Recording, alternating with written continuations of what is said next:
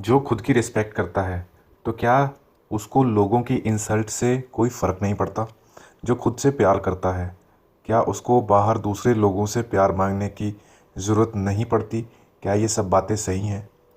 क्या मतलब है इन बातों का? अगर मैं खुद की केयर करूं, खुद की रिस्पेक्ट करूं, अपनी वैल्यू को समझूं, तो फिर अगर कोई मुझे गालियां देता है या मुझे इज़्ज़त नहीं देता तो क्या मुझे फ़र्क नहीं पड़ेगा? देखिए, सेल्फ़ रिस्पेक्ट, सेल्फ़ लव जो चीज़ें होती हैं ये अलग चीज़ें हैं। सेल्फ़ लव, सेल्फ़ रिस्पेक्ट, जैसे आपने कहा कि आप खुद की रिस्पेक्ट करते हैं तो कोई आपकी इंसल्ट करे तो आपको फ़र्क नहीं पड़ेगा। सेल्फ़ रिस्पेक्ट करना अलग चीज़ हो गया। कोई आपकी इंसल्ट करता है और उससे अफेक्ट होना वो अलग चीज़ है। सेल्फ़ लव, अपना अपने आप से प्यार करना अलग चीज़ होगी, और आपको किसी प्यार की ज़रूरत नहीं है वो अलग चीज़ है। ये काफ़ी डिफरेंट चीज़ें हैं जिसको आप मिक्स करके कंफ्यूज कर रहे हो। सेल्फ रिस्पेक्ट होती क्या है और सेल्फ लव क्या होता है, पहले तो आप इसको समझो। सेल्फ लव होता है जब आप खुद की केयर करते हो। आपको पता है कि आपको फिजिकल फिटनेस के लिए या स्वस्थ रहने के लिए आपको अपने शरीर का ध्यान रखना पड़ेगा, और मेंटली स्वस्थ रहने के लिए, इमोशनली हेल्दी रहने के लिए आपको कुछ बातों का ख्याल रखना पड़ेगा। जब आप इन सभी बातों का ख्याल रखोगे तो आप मेंटली, इमोशनली और फिजिकली फिट रहेंगे, जिसकी वजह से आप सोशली भी फिट रहेंगे। जब आपका दिमाग सही से काम करेगा, शरीर सही से काम करेगा, तभी तो आप लोगों के साथ बात करेंगे सही से। और सेल्फ रिस्पेक्ट क्या होता है कि आप खुद को इज्जत देते हैं। खुद को इज्जत देने का मतलब क्या होता है? कहने का मतलब यह है कि आप अपनी वैल्यू को समझते हैं। आप दूसरों को जैसे इज्जत देते हैं वैसे खुद को इज्जत देते हैं। आप अपने आप को लायक समझते हैं। आपको लगता है कि आप भी अच्छी चीज़ें लाइफ में, आप लायक हैं अच्छी चीज़ों के। सेल्फ रिस्पेक्ट और सेल्फ लव में कोई ज़्यादा डिफरेंस नहीं है, क्योंकि जब आप खुद की इज्जत करते हैं, खुद को इम्पॉर्टेंट समझते हैं, तभी आप खुद की केयर भी करेंगे। तो कुछ ज़्यादा फ़र्क नहीं है, लेकिन फ़र्क है थोड़ा सा, लेकिन इतना भी फ़र्क नहीं है। सेल्फ रिस्पेक्ट जिस व्यक्ति में होती है वो दूसरों की भी रिस्पेक्ट करता है। जिस व्यक्ति में सेल्फ लव की फीलिंग होती है वो दूसरों की भी केयर करता है। लेकिन जो लोग खुद की रिस्पेक्ट नहीं करते वो किसी की भी रिस्पेक्ट नहीं करते, और जो लोग खुद का ख्याल नहीं रखते वो किसी का भी ख्याल नहीं रखते। आप ये चीज़ प्रैक्टिकली ऑब्जर्व कर लेंगे, आपको पता चल जाएगा। अब आप खुद की रिस्पेक्ट करते हो तो कोई दूसरा आपको गालियां दे, आपको फ़र्क ना पड़े, ऐसा होता है क्या? नहीं, खुद की रिस्पेक्ट करने से कुछ नहीं होता। आप खुद की रिस्पेक्ट करो। आप खुद को, जैसे आप किसी दूसरे व्यक्ति को रिस्पेक्ट देते हो, आप उसको इज्जत के लायक समझते हो, वैसे आप खुद को भी इज्जत के लायक समझते हो और अपना अच्छे से ख्याल रखते हो। तो वो सेल्फ रिस्पेक्ट होगी। अब कोई व्यक्ति आता है आपको गालियां देने लग जाता है, बोलता है कि आप तो नालायक हो, तो क्या आपको फ़र्क नहीं पड़ेगा? आपको फ़र्क सिर्फ तभी नहीं पड़ेगा जब आप खुद को अच्छे से समझते भी होंगे। ज़रूरी नहीं है कि आप खुद की इज्जत करते हो, खुद का ख्याल रखते हो तो आप खुद को समझते भी हैं। ये लोगों में बहुत ज़्यादा मिसअंडरस्टैंडिंग है। खुद को समझना बिल्कुल एक डिफरेंट चीज़ हो जाती है। सेल्फ अंडरस्टैंडिंग जो होती है, सेल्फ अंडरस्टैंडिंग के लिए लोगों को चाहिए कि वो खुद को वक्त दें, अपने आप को समझें कि उनको क्या फ़ील होता है, क्यों फ़ील होता है, वो क्यों रिएक्ट करते हैं, वो कैसे सोचते हैं, वैसा जैसे भी सोचते हैं वैसे क्यों सोचते हैं। ये चीज़ें इंपॉर्टेंट हैं। लोग इस चीज़ को लेके बिल्कुल भी नहीं सोचते कि उनकी लाइफ में क्या होता है, क्यों होता है। अगर आप उनसे पूछेंगे कि आपने क्या किया और क्यों किया, तो उनको उनका जो जवाब है वो जवाब ऐसा होता है, मैंने ये काम इसलिए किया, शायद मेरे को ये लगा होगा। लोग जिस इस तरीके से जवाब देते हैं, आप कभी ध्यान दीजिएगा तो आपको पता चल जाएगा कि लोगों के जवाब अजीब होते हैं, जैसे वो खुद के लिए नहीं किसी और के बारे में बात करें, किसी और व्यक्ति के बारे में बात कर रहे हैं। शायद मेरे को ऐसा लगा होगा इसलिए मैंने ऐसा किया। शायद क्या मतलब होता है? किसी और की बात कर रहे हो क्या? लगा होगा, किसको लगा होगा? तुमको ही तो लगा होगा ना। तुमको लगा होगा, तुमको नहीं पता। तो लोगों को समझ ही नहीं है। लोग बातें तो समझदारी की करते हैं, लेकिन वो बातें ही हैं, वो प्रैक्टिकली ज़िंदगी में अप्लाई करते ही नहीं है समझदारी को, इसलिए वो पढ़ लिख के भी इतने समझदार नहीं हो पाते। और ज़रूरी नहीं है पढ़ाई लिखाई कर ली तो आप समझदार होगे। मुझे तो यही लगता है कि आप समझदार तभी होते हैं जब खुद को समझना शुरू करते हैं, और खुद को समझ लिया आप किसी भी व्यक्ति को आसानी से समझ सकते हैं। लेकिन खुद को समझना इतना आसान नहीं होता है, उसके लिए वक्त चाहिए, धैर्य चाहिए, और धैर्य तो आपको पता ही है लोगों में कितना होता है। तो यहाँ पे जैसे सवाल है कि सेल्फ रिस्पेक्ट करेंगे तो कोई इंसल्ट करेगा, फ़र्क नहीं पड़ता।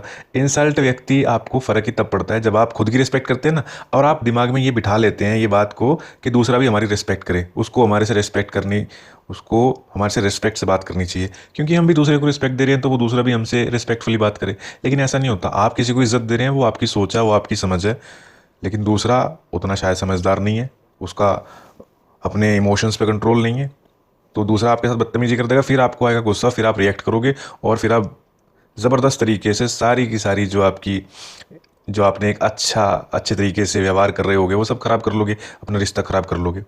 लेकिन जब आप एक चीज़ समझ लोगे कि आप खुद की इज्जत करते हैं, लेकिन आपको दूसरों की भी इज्जत करनी चाहिए, लेकिन आपको ये एक्सपेक्ट नहीं करना है कि दूसरे आपकी इज्जत करेंगे, क्योंकि जो लोग होते हैं वो सारे समझदार तो होते नहीं है। ज़्यादातर लोग समझदार नहीं होते, उनकी जो सामान्य बुद्धि है वो भी बिलो एवरेज ही होती है। ज़्यादातर लोग मतलब की भाषा समझते हैं, अगर उनको आपसे मतलब है, चाहे वो अनपढ़ ही क्यों ना है, चाहे उन्हें कुछ भी सामाजिक जो व्यवहारिक ज्ञान है वो नहीं भी है, तब भी वो आपके साथ इज्जत से बात करेंगे, चाहे किसी व्यक्ति ने उनको इज्जत करना ना भी सिखाया हो। अगर आपसे मतलब है तो इज्जत अपने आप करना, व्यक्ति अपने आप ही करनी आ जाती है उसको। और जब मतलब निकल जाता है तो लोग ऐसे इग्नोर कर देते हैं जैसे जानते नहीं थे। तो ये मतलब की जो भाषा है या मतलब की दुनिया है, ये लोग ऐसे करते हैं।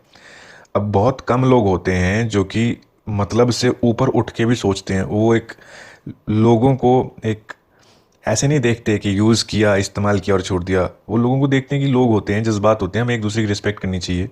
समझदारी से लोग नहीं सोचते। तो किसी को आपसे काम है तो वो इज्जत से बात करेगा। अब उसका काम खत्म है, उसको लगता है कि आप यूजलेस हो, फालतू हो, तो क्यों इज्जत देगा।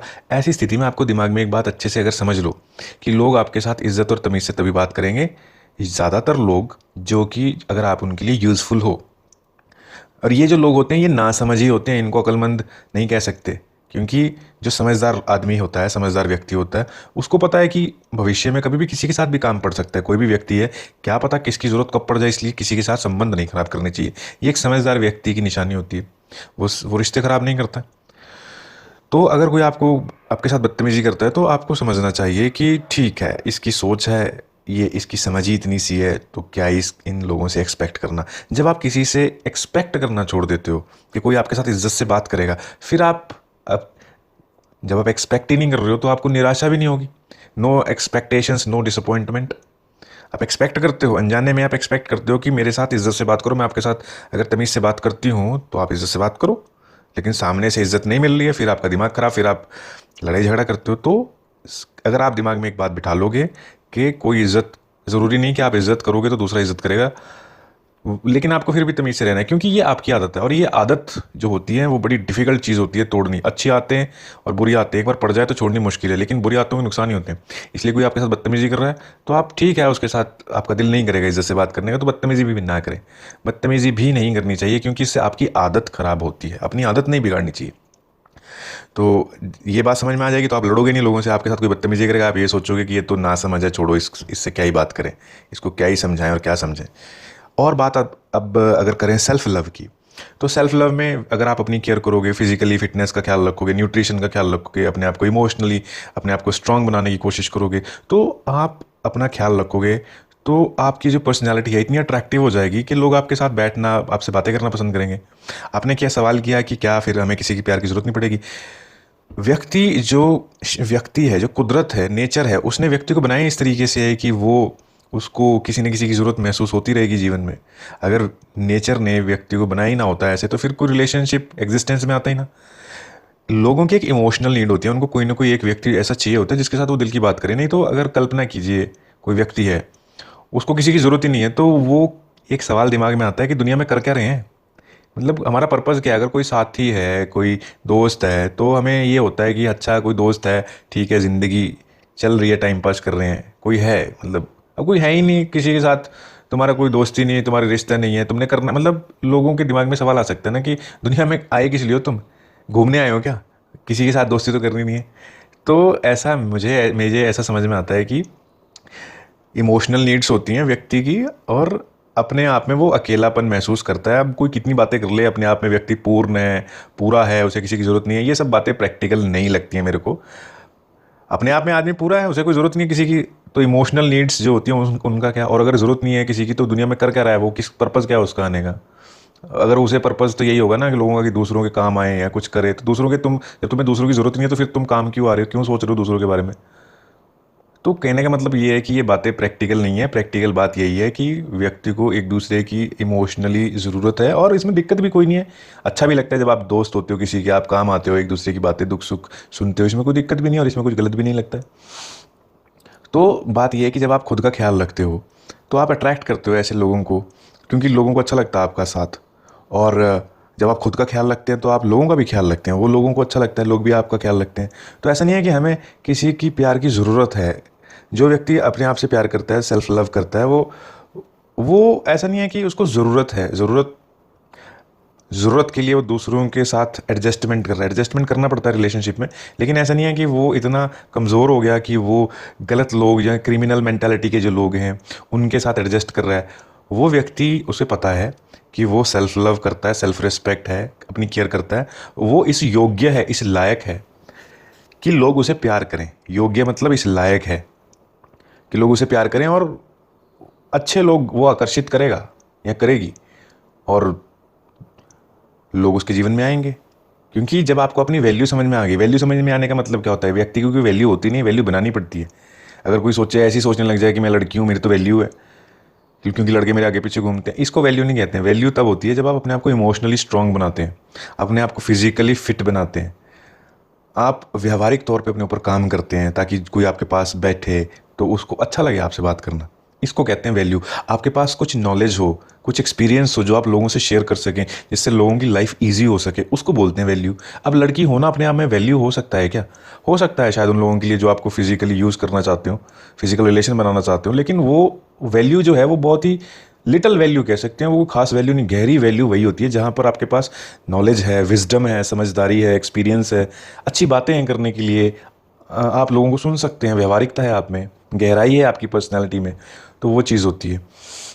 तो जब जिस व्यक्ति में, जो व्यक्ति खुद पे काम करता है, पर्सनैलिटी डेवलप करता है, इंप्रूवमेंट करता है, सेल्फ इंप्रूवमेंट करता है, पर्सनैलिटी डेवलपमेंट, सेल्फ इंप्रूवमेंट, तो उस व्यक्ति को पता है कि वो अच्छे लोग आकर्षित करेगा अपने आप से।